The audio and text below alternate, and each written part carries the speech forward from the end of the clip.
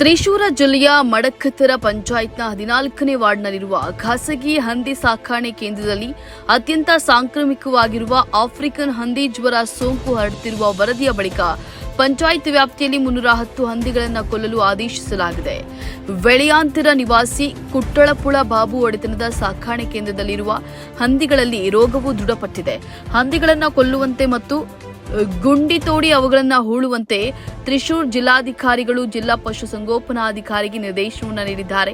ವೈದ್ಯರು, ಜಾನುವಾರು ನಿರೀಕ್ಷಕರು ಮತ್ತು ಸಹಾಯಕರನ್ನೊಳಗೊಂಡ ತಂಡವು ಹಂದಿಗಳ ಹತ್ಯೆ ಕಾರ್ಯಾಚರಣೆಯನ್ನು ನಡೆಸಲಿದ್ದು ಪ್ರಾಥಮಿಕ ಸೋಂಕು ನಿವಾರಕ ಕ್ರಮಗಳನ್ನು ಕೈಗೊಳ್ಳಲಾಗುವುದು ಎಂದು ಅಧಿಕೃತ ಹೇಳಿಕೆಯಲ್ಲಿ ತಿಳಿಸಲಾಗಿದೆ. ಸೋಂಕು ಪೀಡಿತ ಹಂದಿ ಸಾಕಾಣೆ ಕೇಂದ್ರದಲ್ಲಿ 1 ಕಿಲೋಮೀಟರ್ ವ್ಯಾಪ್ತಿಯ ಪ್ರದೇಶವನ್ನು ರೋಗ ಪೀಡಿತ ಪ್ರದೇಶವನ್ನಾಗಿ ಮತ್ತು 10 ಕಿಲೋಮೀಟರ್ ವ್ಯಾಪ್ತಿಯ ಪ್ರದೇಶವನ್ನು ರೋಗ ಕಣ್ಗಾವಲು ಪ್ರದೇಶವನ್ನಾಗಿ ಘೋಷಿಸಲಾಗಿದೆ.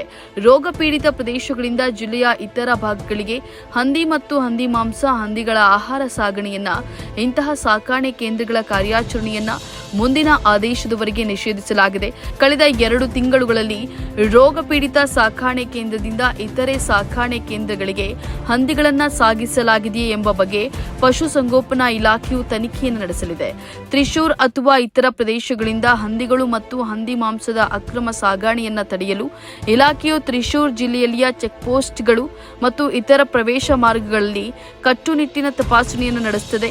ಮಡಕತ್ತರ ಪಂಚಾಯತ್ ವ್ಯಾಪ್ತಿಯಲ್ಲಿ ಹಂದಿ ಜ್ವರ ಸೋಂಕು ದೃಢಪಟ್ಟಿರುವ ಹಿನ್ನೆಲೆಯಲ್ಲಿ ಜಿಲ್ಲೆಯ ಇತರ ಪ್ರದೇಶಗಳಲ್ಲಿಯೂ ಮುನ್ನೆಚ್ಚರಿಕೆ ಕ್ರಮಗಳನ್ನು ಕೈಗೊಳ್ಳಲಾಗುತ್ತಿದೆ ಅಂತ ಹೇಳಿಕೆಯು ತಿಳಿಸಿದೆ.